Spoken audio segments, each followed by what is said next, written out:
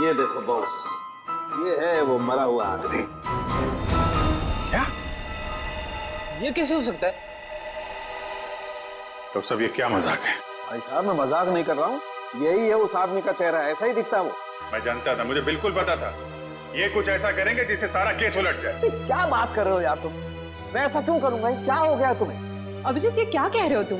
ये उसी आदमी का चेहरा है सर, मजाक क्यों करेंगे? क्योंकि डॉक्टर साहब ने जो चेहरा बनाया है वो मूर्ति का चेहरा है, सुमित जी का चेहरा है जो 39 साल पहले मर चुके हैं।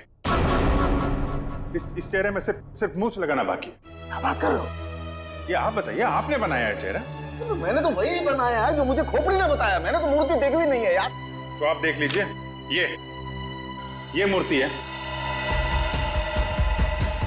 ये तो वाकई वही चेहरा है जो मैंने बताया। ऐसा कैसे हो सकता है? सर, ये आदमी 39 साल पहले मर चुका है, आज जिंदा होता तो 80 साल का होता। और आपने कहा था ना कि ये मरा हुआ आदमी 45 साल का।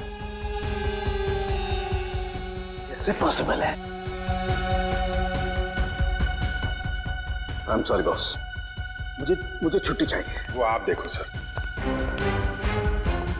पहले हम ये पता लगाने की कोशिश कर रहे थे कि लाश को मूर्ति में रखा कैसे गया।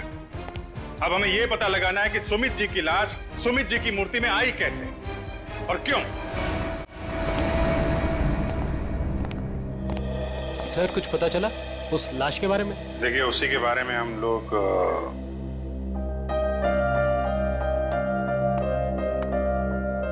बच्चों, हमें आपकी नानी और मम्मी से कुछ जरूरी बात करनी है, और बातें ऐसे हैं जो आप लोगों को नहीं सुननी चाहिए, तो आप लोग प्लीज अंदर जाइए। क्यों? हम क्यों नहीं सुन सकते? ये बड़ों की बातें हैं, बच्चों का कोई काम नहीं। हमें पता है, हमारे आजोबा की मूर्ति में से लाश मिली है ना। आप उसी के बारे में बात करने आए हो ना? हाँ, और कुछ जरूरी बातें हैं। आप लोग अच्छे बच्चे हो ना? हो ना? प्लीज अंदर जाओ।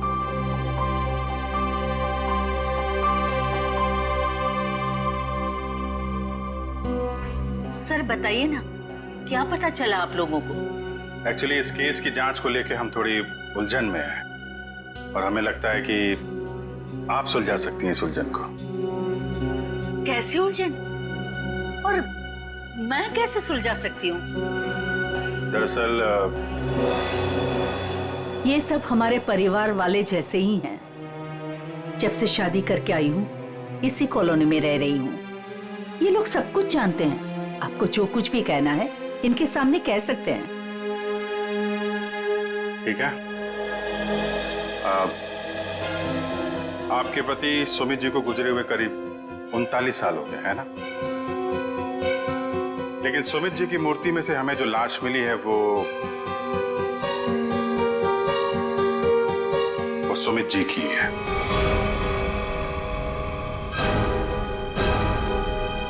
ये कैसे हो सकता है? ऐसा ही हुआ है, ये देखिए।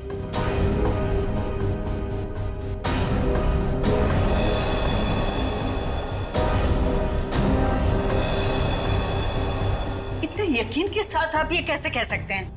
हाँ, ये हो ही नहीं सकता। जरूर कुछ भूल हुई है आप लोगों से। कोई भूल नहीं। ये एक साइंटिफिक मेथड है जिसमें लाश की खोपड़ी का चेहरा बनाया गया है, और यही चेहरा बना है सुमित जी का। लेकिन मेरे पिताजी की लाश कैसे आ सकती है?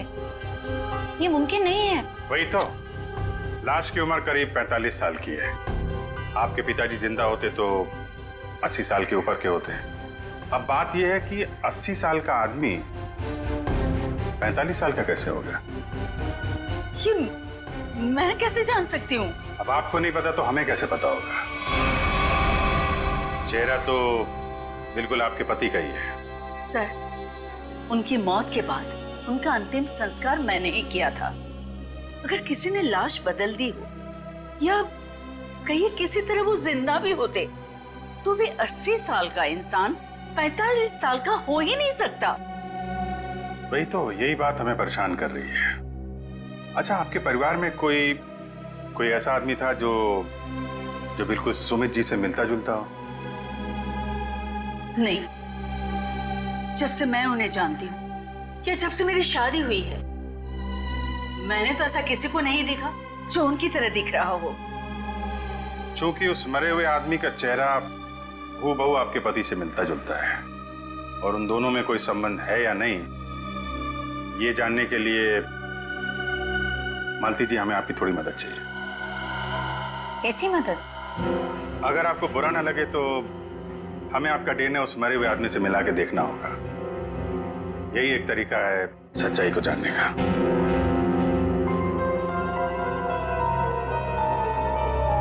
ठीक है, मैं तैयार हूँ, क्योंकि हम भी इस सवाल का जवाब चाहते हैं।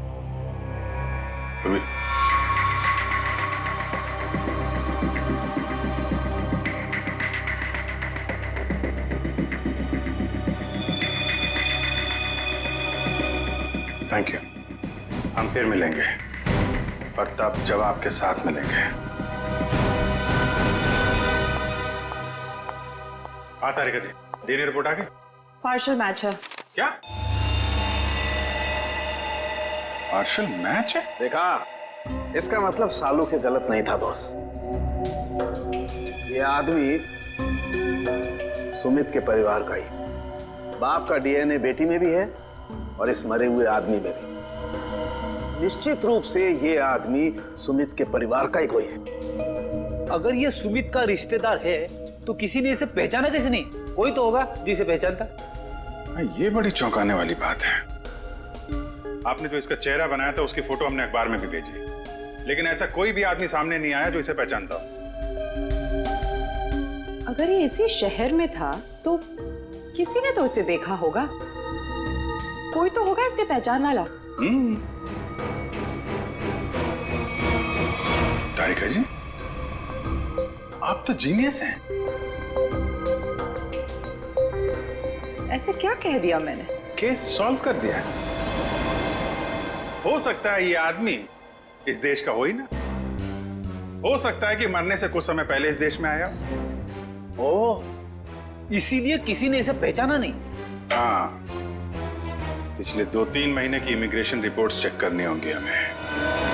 पंकज, आज के अखबार में मैंने अपना राशिफल देखा। जानते हो क्या लिखा था उसमें? क्या था सर? बहुत जल्द नौकरी में बदलाव होगा। इसका मतलब जानते हो? हाँ सर, ये तो बहुत दुख की बात है। आपका डिमोशन होने वाला है। आपकी पोस्ट तो मेरे से भी नीचे होने वाली है। क्या बोलता है? अरे इसका मतलब है मेरा बहुत जल्द प्रमोशन होने वाला है। हाँ, पिछले 1 हफ्ते से मुझे ऐसा ही लग रहा है। लेकिन मुझे ऐसा नहीं लग रहा है। क्यों? सर अभिजीत सर ने बिल्कुल सही पता लगाया सर। इमिग्रेशन रिकॉर्ड से उस मरे हुए आदमी का चेहरा मैच कर रहा है सर। गुड, मिला है सर।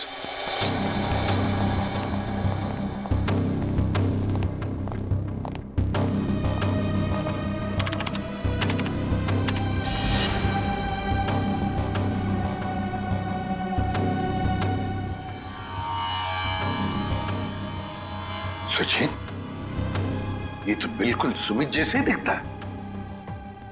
इसका नाम ब्रेंडन है, उम्र 45 साल और 2 महीने पहले यूके से आया था सर। मतलब आते ही मौत हो गई उसकी। सर इसका नाम तो अंग्रेजों जैसा है पर लगता है इंडियन है। इस ब्रेंडन का घर का पता, फोन नंबर कुछ है? हाँ सर, जरूर। पूर्वी, इस नंबर पे फोन करो। घर का ही फोन नंबर होगा ही। उसके माता पिता से बात करो, मगर सावधानी से। शायद उन बेचारों को पता भी नहीं होगा ब्रेंडन के साथ क्या हुआ है। और देखो बातचीत में कुछ पता चलता है क्या इस ब्रेंडन के बारे में। सर। हाँ सर, मैं सीआईडी छोड़ रहा हूं। अब और बर्दाश्त नहीं होता। मैं पागल हो जाऊंगा। क्यों? ऐसा क्या हो गया? इस केस में बहुत कंफ्यूजन है और सबसे बड़ी बात तो यह है कि वो आदमी अंग्रेज निकला। मेरा दिमाग फट जाएगा सर। मैं भी छुट्टी पे जा रहा हूं सालू के साथ। अभी जाओ, अभी जाओ, इसी वक्त बोरिया भी सरा बांधो, निकल जाओ सीआईडी से। जाओ और कुछ समय बिताओ अपनी बीवी के साथ, शायद कुछ अकल आ जाएगी। जाओ। सर, आपका राशिफल तो सही निकला। नौकरी में बदलाव मतलब आपका रेजिग्नेशन, इस्तीफा?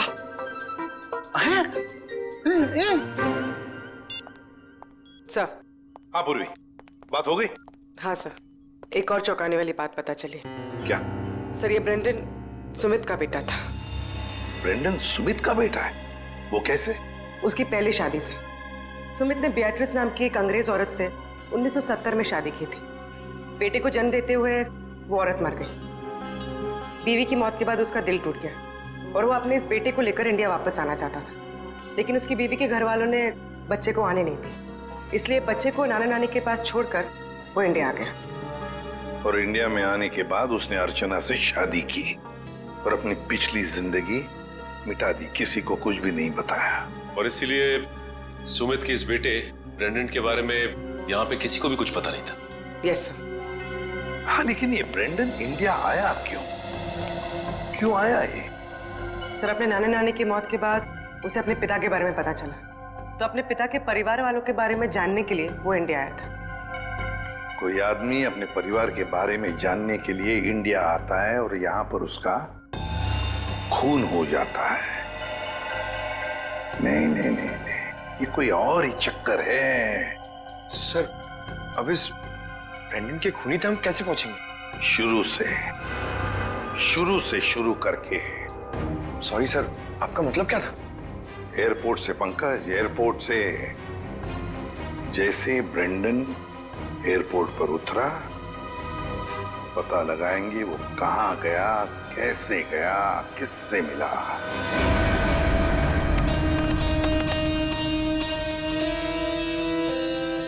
सर, ये फुटेज एयरपोर्ट के अराइवल गेट की है सर, जब ब्रेंडन इमिग्रेशन से बाहर निकल चुका था। सर, ये रहा ब्रेंडन, ये कैप वाला आदमी ब्रेंडन से मिलने आया? कैप की वजह से उसका चेहरा ठीक से दिख नहीं रहा। जरा जूम करो उसमें।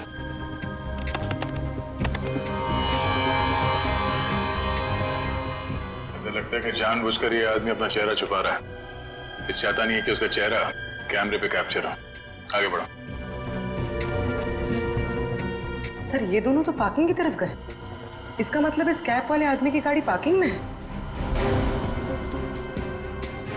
एक काम करो, इन दोनों के बाहर निकलने से आधे घंटे तक जितनी भी गाड़ियां एयरपोर्ट के पार्किंग लॉट से बाहर निकली है उन सब के डिटेल्स निकालो।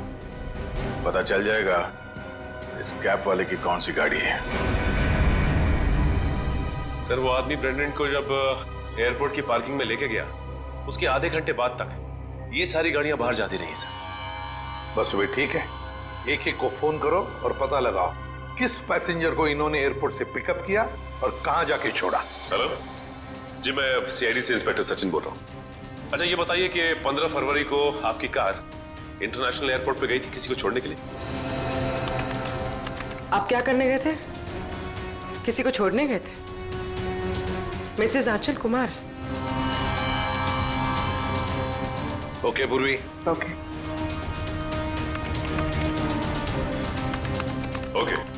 क्या? किसको छोड़ने गए थे? Peter Frank. अच्छा, ये कौन सी फ्लाइट से आए? ओके।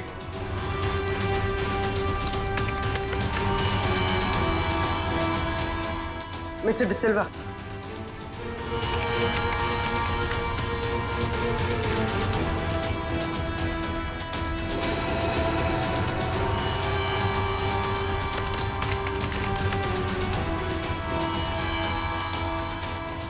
ओके पूर्वी, अब बचा है सिर्फ एक नंबर, ये VH 543259।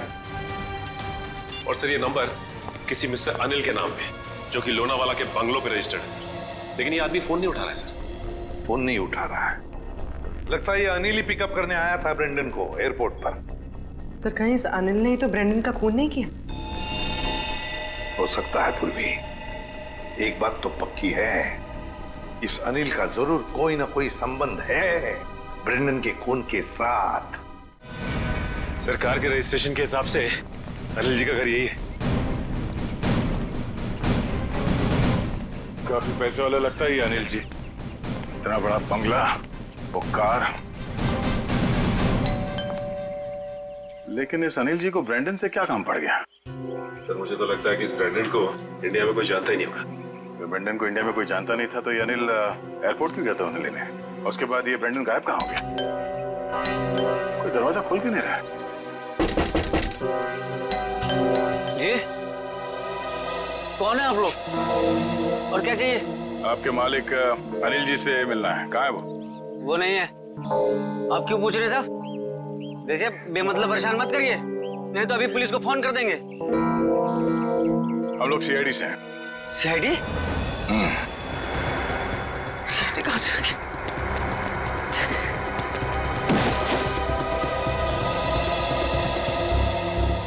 अब ये हमारे किसी काम का नहीं है।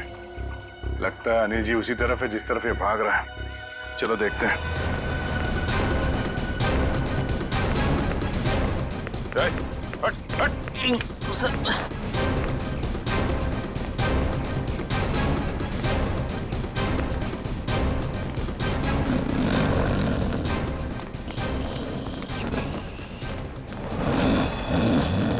लगता है यही अनिल जी है। अनिल जी, मालिक और नौकर एक साथ शराब पी रहे थे यहाँ पे। अनिल जी, अनिल जी, जी। हम ये जानने आए कि कुछ महीने पहले आप ब्रेंडन को एयरपोर्ट से लेकर कहाँ गए थे? एयरपोर्ट? ब्रेंडन? मैं कुछ नहीं समझ पा रहा यार, क्या बोल रहे हो तुम? हम ये कह रहे हैं कि ब्रेंडन को लेके आप एयरपोर्ट से आए थे और ये हमने सीसीटीवी फुटेज में देखा है।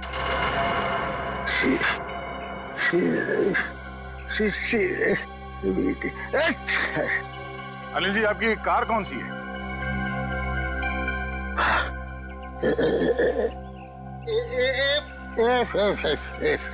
सच्चाई तो ये है कि ना तो ये बंगला आपका है और ना ही वो कार।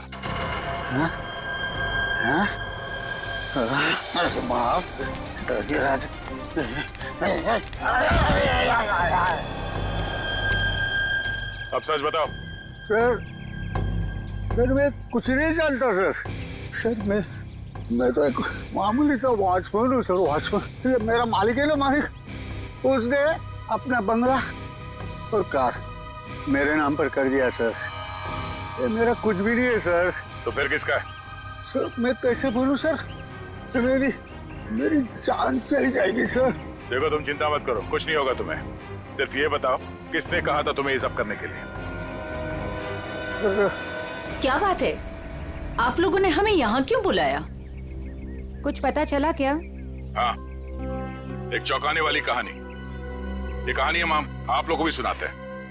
इस कहानी को हम वहां से शुरू करते हैं जब सुमित जी को सरकार ने जमीन दान दिया था। उस जमीन में सिर्फ ये छोटा सा गार्डन नहीं था, बल्कि वो जमीन भी था जिसपे आज मॉल बना हुआ है आपके कॉलोनी के पीछे। लेकिन इस बात का पता हमें क्यों नहीं चला? क्योंकि आप लोगों से पहले कुछ और लोगों को पता चल गया। उन्हें यह भी पता चल गया कि सुमित जी अपनी पूरी जमीन को बच्चों के पार्क के लिए दान करना चाहते हैं, और ये बात उन्हें अच्छा नहीं लगा। उन्होंने सुमित जी को रोकना चाहा। जब सुमित जी नहीं माने तो उनका फोन कर दिया। क्या? जी हाँ, सुमित जी का एक्सीडेंट कोई एक्सीडेंट नहीं था। इसकी प्लानिंग की थी उन लोगों ने, और उन लोगों ने जमीन का एक छोटा सा हिस्सा आपके कॉलोनी को दिया और बाकी बिल्डर्स को बेच दिए। वो मॉल जहाँ पे खड़ा है वो जमीन। बिल्डर से मिले पैसे से ऐश कर रहे हैं वो लोग। उनके पास देश विदेश में बहुत सारे घर हैं, बंगलो हैं, ढेर सारी गाड़ियां हैं, और ये बात किसी को नहीं पता, उनके दोस्तों और परिवार वालों को भी नहीं। और सुमित जी का बेटा ब्रेंडन जब अपने परिवार वालों से मिलने इंडिया आया तो उसे भी मार दिया गया। क्यों, ये हमें मालूम नहीं। और फिर बेटे की लाश को पिता के मूर्ति में छुपा दिया। अब ये कैसे किया है ये हम जानना चाहते हैं। लेकिन वो कौन लोग हैं? यही हैं वो लोग। सच तो ये इसी कॉलोनी में रह रहे हैं, धोखे और खून से कमाए हुए पैसों पर ऐश कर रहे हैं, लेकिन हम उन्हें जानते हैं।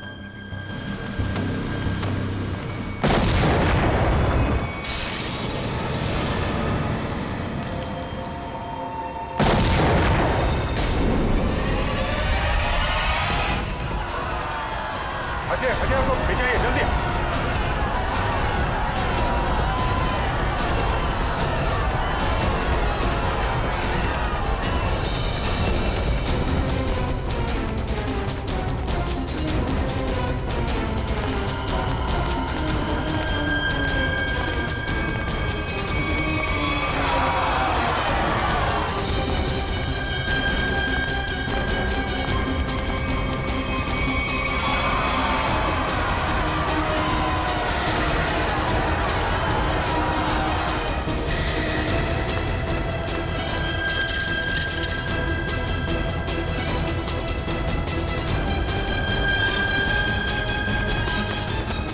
अरे आनंद आनंद संभालना यार। अरे अरे क्या हो रहा है ये?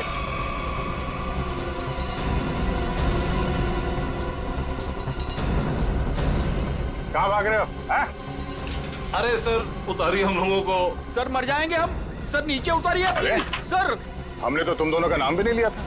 हाँ मगर तुम लोगों के लोनावले वाले बंगले पे गए थे हम लोग। नीचे उतारिए ना। अरे तुम लोग तो वैसे ही गिरे हुए आदमी हो। सुमित जी और ब्रेंडन का खून किया तुम लोगों ने। नहीं सर। वैसे हमें पता चल गया, तुम लोगों को मालूम पड़ गया था कि तुम्हारे करतूत के बारे में हमें पता चल गया। सर नीचे उतारिए प्लीज। इसलिए कॉलोनी वालों की जान को नुकसान पहुंचा है। हाँ? और अब उसका भगदड़ का सहारा लेके भाग रहे तुम लोग। सर उतारिए हमें। सर नीचे उतारिए प्लीज। नीचे उतारिए ना मर जाएंगे सर। सर नीचे उतारिए ना।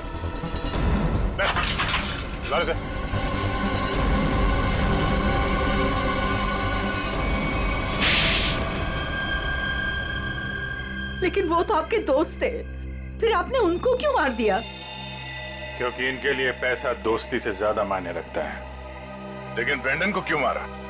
सर एक्चुअली हम उसे मारना नहीं चाहते थे। हम उसे एयरपोर्ट से सीधा हमारे खाली पड़े हुए फ्लैट पे लेके गए। हमने सोचा था हम उसके बाप के मरने की झूठी कहानियां सुनाकर उसको यूके वापस भेज देंगे, और उसने हमारी वो बातें सुन ली थी जिसमें हमने सुमित को मारने का जिक्र किया था। इसके लिए उसको मारा सर। लेकिन उसकी लाश मूर्ति में क्यों छुपाई? हम नहीं चाहते थे कि उसकी लाश किसी भी हालत में सीआईडी को मिले। अगर हम उसे जलाते, दफनाते या किसी तालाब झील में उसकी लाश छोड़ देते तो एक न एक दिन तो लाश मिल ही जाती ना। फिर तो हम पकड़े जाते। इसलिए हमने उसकी लाश सुमित की मूर्ति के अंदर डाल दी थी ताकि कोई ढूंढ ना सके। इसीलिए तुम लोगों ने निशित को मार दिया और उसके गोडाउन से सुमित जी के पुतले का ढांचा को चुरा लिया और नई मूर्ति बनाई। हाँ? लेकिन तुम लोगों ने मूर्ति जब बदली तो कॉलोनी वालों को कैसे नहीं पता चला? वो सर हमने एक दिन पूरे कॉलोनी वालों को रात के खाने की दावत दी थी और हमने उनके खाने में नींद की गोलियां डालती थी। अच्छा, जब सारी कॉलोनी सो गई तो पुरानी मूर्ति की जगह नई मूर्ति रख दी। अगर अवनी अपनी कार से उस मूर्ति को ठोकर नहीं मारती तो इनके काले कारनामों से पर्दा नहीं हटता। लेकिन सच्चाई में एक ताकत होती है जो कभी छुपती नहीं, और जुर्म में भी वही कमजोरी होती है, वो भी कभी छुपती नहीं। इन्हें हमारे हवाले कर दीजिए, इन्हें सजा अब हम देंगे। हाँ सर, इन्होंने हमें धोखा दिया है, ये हमारे गुनहगार है। नहीं सर, हमें अरेस्ट कर दो, ये लोग मार डालेंगे। हमें अरेस्ट कर लीजिए सर। तुम्हें सजा देने का हक अगर हमारे हाथ में होता तो हम तुम्हें इनके हवाले कर देते। हमारे हाथ बंधे हुए हैं, वरना निखिल, पंकज ले जाओ इन्हें।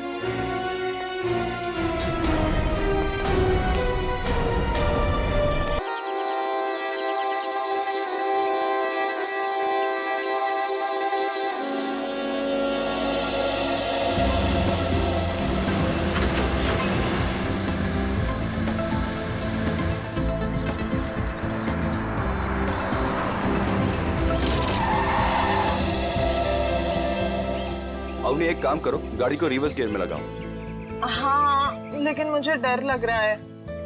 पता नहीं गाड़ी कहीं इधर उधर चली गई तो? कुछ नहीं होगा, जैसा मैं बोलता हूँ वैसा करती जाओ। ओके, एक काम करो, गाड़ी को रिवर्स गियर में लगाओ और धीरे धीरे क्लच दबाओ और धीरे धीरे एक्सीलेटर छोड़ो, बस। अवनी बेटा, हम सिखा देते हैं तुम्हें गाड़ी चलाना। रमेश को तो वैसे भी ठीक से नहीं आता है। अरे काका, आप साइकिल चलाना तो ठीक से जानते नहीं है, गाड़ी क्या चलाएंगे? हाँ काका, आप ही सिखा दीजिए तो अच्छा है। ये तो सारा दिन फोन पे लगे रहते, मेरी तरफ ध्यान भी नहीं देते। अच्छा एक काम करो, गाड़ी को रिवर्स गियर में लो। हाँ, हेलो,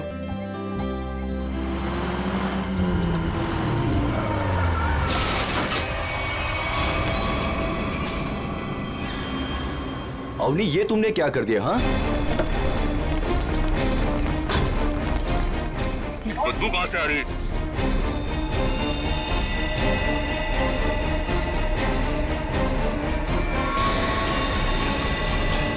इसके अंदर लाश कहां से आ गई? इसमें से बदबू भी कितनी आ रही है?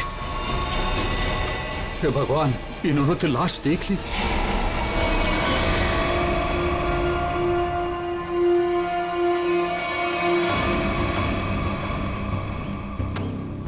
मूर्ति का बेस तो एकदम अच्छे से बनाया गया है, कोई लापरवाही की गई ऐसा लगता तो नहीं है।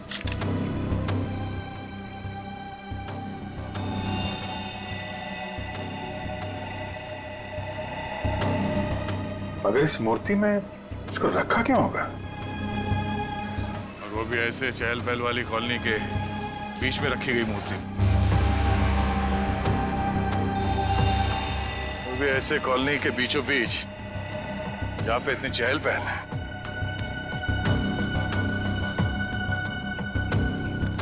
सर कॉलोनी के लोग काफी घबराए हुए हैं, किसी को नहीं पता है लाश किसकी। और सर इस कॉलोनी से कोई गायब भी नहीं हुआ है। चलो देखते हैं। आप लोग प्लीज इन बच्चों को अंदर घर भेज दीजिएगा, ये सब देखना सुनना इनके लिए अच्छा नहीं। प्लीज बच्चों घर जाके खेलो, जाओ। माँ, आजोबा की मूर्ति में क्या था और उससे इतनी बदबू क्यों आ रही थी? घर आके बताती हूँ। बच्चों मम्मी की बात सुनना चाहिए, हाँ? जाओ घर के अंदर जाओ। आपके बच्चे ने कहा कि ये मूर्ति उनके दादाजी की? जी, मेरे पिताजी की मूर्ति थी, सुमित प्रकाश नाम था उनका। उनकी मूर्ति क्यों बनवाई थी? मेरे पति एक इंजीनियर और साइंटिस्ट थे। सूखे इलाकों के लिए उन्होंने एक नई सिंचाई पद्धति का आविष्कार किया था। इसी से खुश होकर गवर्नमेंट ने उन्हें ये जमीन दान में दी थी। और सुमित जी इतने महान थे कि उन्होंने वो जमीन कॉलोनी को दान कर दी थी, और हमने उसी जमीन पर ये बच्चों के लिए ये पार्क बनवा दिया। इसीलिए हमने उनके सम्मान में इस पार्क में उनकी मूर्ति लगवाई। देखिए ऐसा लगता है कि किसी ने हाल में इस लाश को मूर्ति में छिपाया है। हाँ, कुछ महीनों पहले। आप लोग बता सकते हैं कि मूर्ति यहाँ कब लगाई गई थी? क्योंकि शायद लाश को उसी वक्त अंदर रखा गया था। ये क्या कह रहे हैं सर? ऐसा हो ही नहीं सकता। सुमित जी जिस साल गुजर गए उसी साल ये मूर्ति वहां लगवाई गई थी। कम से कम 39 साल हो गए। 39 साल पहले? तो ये हो सकता है कि जब हाल फिलहाल में मूर्ति बदली गई हो या फिर इसकी मरम्मत की गई हो, तब ये लाश इसमें डाल दी गई हो। जी नहीं, जब से ये मूर्ति लगवाई गई है तब से ना इसकी मरम्मत हुई है और ना इसे बदला गया। ऐसे कैसे हो सकता है? कुछ महीनों पहले मरे हुए आदमी की लाश इतनी पुरानी मूर्ति के अंदर कैसे हो सकता है? शायद ऐसा हुआ हो कि रात के अंधेरे में ये काम हुआ हो और आप लोगों को पता नहीं चला।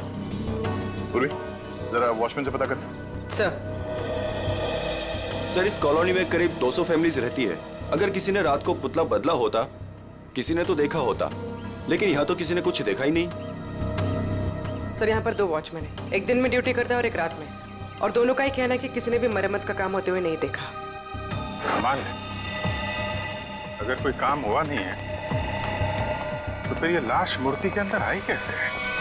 सचिन 39 साल पहले ब्रॉन्ज की मूर्ति खड़ी की गई हो, तब से लेकर आज तक ना किसी ने उसकी मरम्मत की, ना उस मूर्ति को बदल दिया। हाँ सर, 1976 की बात है सर। हाँ, और आज उस ब्रॉन्ज के पुतले के अंदर मिलती है एक लाश, और कॉलोनी के 40 लोग कहते हैं कि उन्होंने कुछ देखा तक नहीं। कैसे हो सकता है मूर्ति के अंदर लाश? 2 ही तरीके आते हैं मेरे दिमाग में।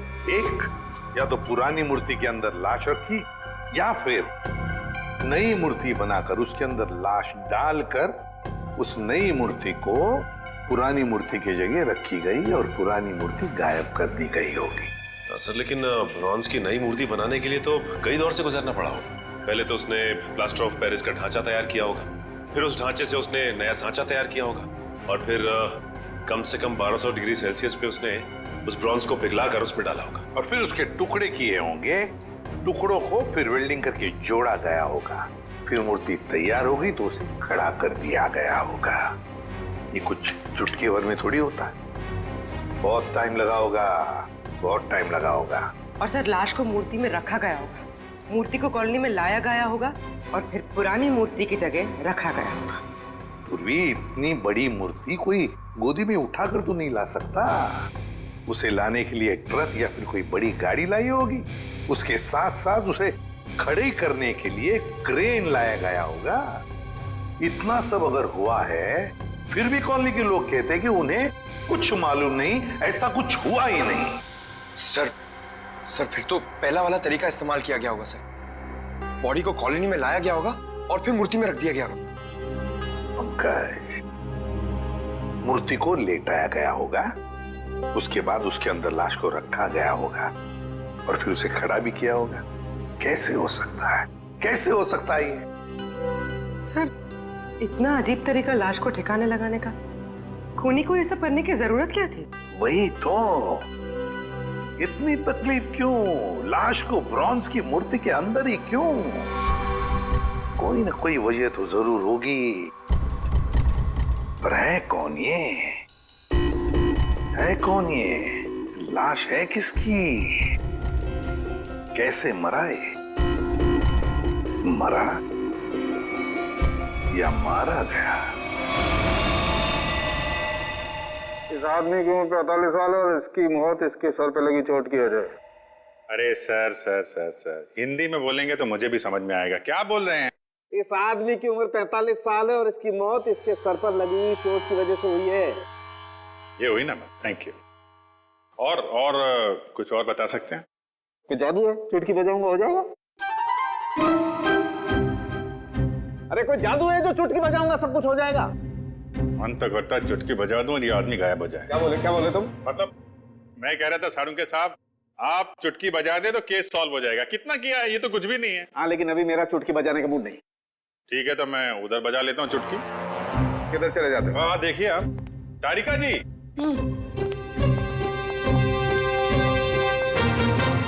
कुछ मिला आईडी वाईडी आपको?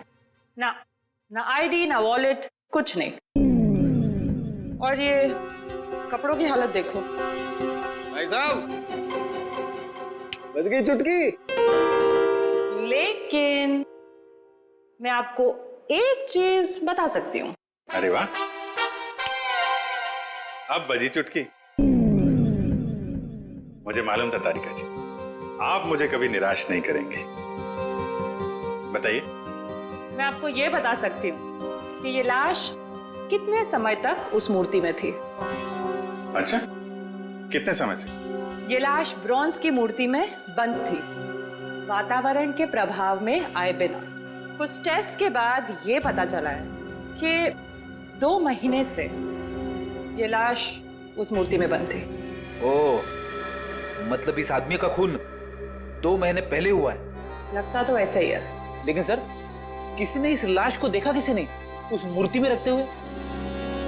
कॉलोनी वाले बता रहे थे कि मूर्ति 39 साल पुरानी है। डॉक्टर साहब, आप ये बता सकते हैं ये मूर्ति नई है या पुरानी है? ये मूर्ति 39 साल पुरानी नहीं है, नई है। ओह, मतलब इस मूर्ति को वहां पे ट्रक में लाया गया होगा। किसी ने ट्रक को देखा कैसे नहीं? मुझे नहीं पता। सालू के साहब, किसी ने उस क्रेन को कैसे नहीं देखा जिसके जरिए उस मूर्ति को अपनी जगह पे रखा गया? मुझे नहीं पता। सालू के साहब, उस मूर्ति में वेल्डिंग कब और कैसे की गई? मुझे नहीं पता, मुझे नहीं पता, मुझे नहीं पता। ठीक है सर, मुझे लगता है लाश की गंध की वजह से सालूम के साहब का दिमाग खराब हो गया है। क्या बोल रहा है? क्या बोल रहा है? क्या बोल रहा है? क्या बोल रहा है? देखो, मुझे परेशान मत करो, मुझे इस लाश का चेहरा भी बनाना है। Don't disturb me. सर, आपसे कोई सवाल नहीं करेंगे, आप चेहरा बनाइए। चलो, एक बात तो ये पता चल गई कि मूर्ति नई है और किसी ने उसमें लाश रखी है। और कैसे सर? कैसे और कब का पता बाद में लगाएंगे। पहले ये पता लगाना है कि ये नई मूर्ति बनाई किसने।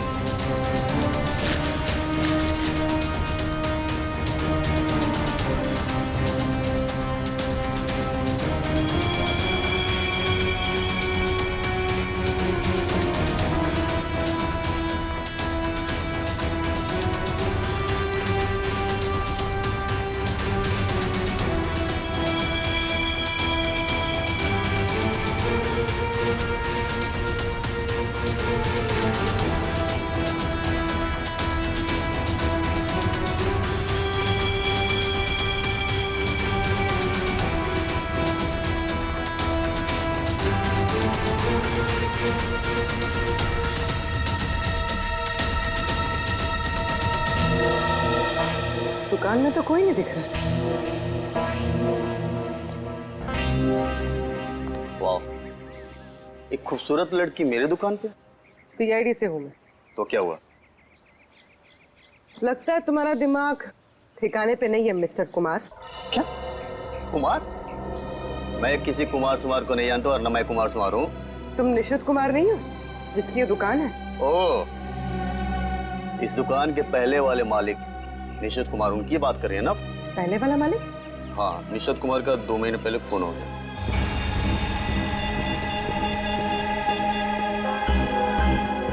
Hello, Abhijit sir.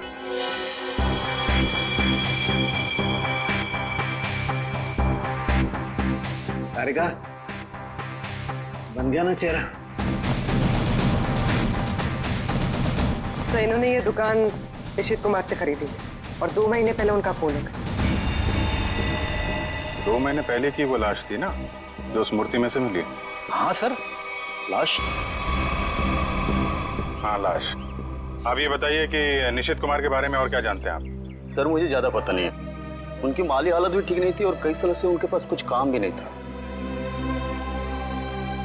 उनके घर का एड्रेस देना। वो घर में अकेली थी। जब मैं बाहर से आई तो देखा चोरों ने उनका गला काट दिया था।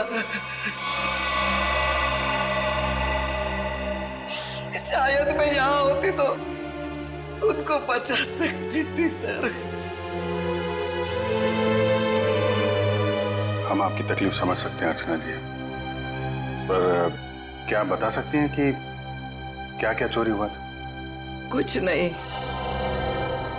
चुराने के लिए आई ही क्या घर में? कुछ नहीं था और अब भी नहीं है। आपके पति जो मूर्तियां बनाते थे वो किनके लिए बनाते थे? मेरा मतलब है उनके क्लाइंट्स कौन कौन थे? मुझे पता नहीं, लेकिन उनकी सारी चीजें वो अलमारी में रखते थे। हम वो अलमारी देख सकते हैं? जी। अलमारी देख लो जरा।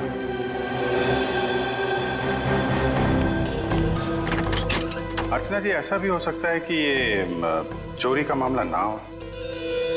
मैं समझी नहीं सर कुछ। निशित जी का कोई दुश्मन भी था जो उनकी जान लेना चाहता हो? सर मामूली सा शिल्पकार, उनका दुश्मन कौन हो सकता है?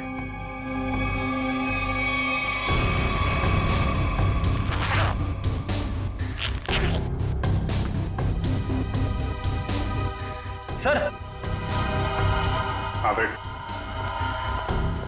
इस फाइल में मूर्तियों की बहुत सारी न्यूज़पेपर कटिंग है सर। वो जो सारी मूर्ति बनाते थे ना, उसका सारा रिकॉर्ड इसी फाइल में रखते थे। और सर ये देखिए। तो ये मामला है, सुमित जी की मूर्ति भी इन्होंने बनाई थी 1976 में। अर्चना जी, मूर्ति बनाने वाले अक्सर अपनी बनाई हुई मूर्तियों का एक ढांचा अपने पास रखते हैं कि अगर मूर्ति टूट फूट जाए तो दोबारा बना सके। निशित जी भी ऐसा करते थे क्या? हाँ हाँ, उसके वो सारे ढांचे पिछले बाजू रखते थे। हम वो जगह देखना चाहेंगे।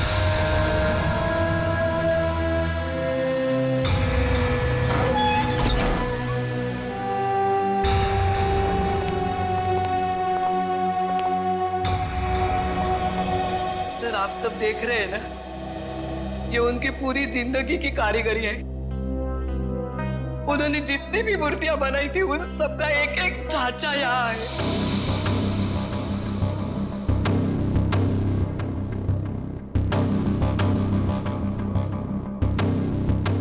वो वाला नहीं दिख रहा है?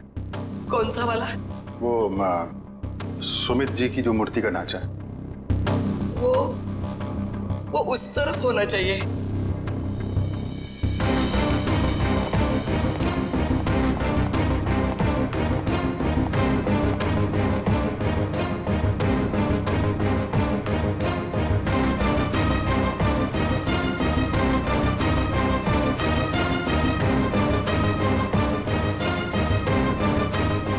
आप क्या देख रहे हैं? ये मिट्टी देख रहे हो? यहाँ पे कोई ढांचा था जो अब नहीं है। अर्चना जी, हाँ वो सुमित कुमार जी की मूर्ति का ढांचा यहीं पे था? हाँ यही था। ले गए। सर आपका मतलब उन चोरों से थे नहीं? सुमित कुमार जी की मूर्ति का ढांचा चोर चुरा के ले गए। ऋषि जी का खून इस ढांचे की वजह से हुआ है। लेकिन सर, सुमित जी की मूर्ति का ढांचा चुरा के चोर क्या करेंगे? उस ढांचे की मदद से सुमित जी की नई मूर्ति बनाई गई और उस लाश को उसमें डाल दिया गया। लेकिन सर हमें कैसे पता चलेगा वो लाश किसकी है? साड़ू के साहब लगे हैं ना लाश का चेहरा बनाने में। एक बार चेहरा बन जाए, सारी कहानी सामने आ जाएगी।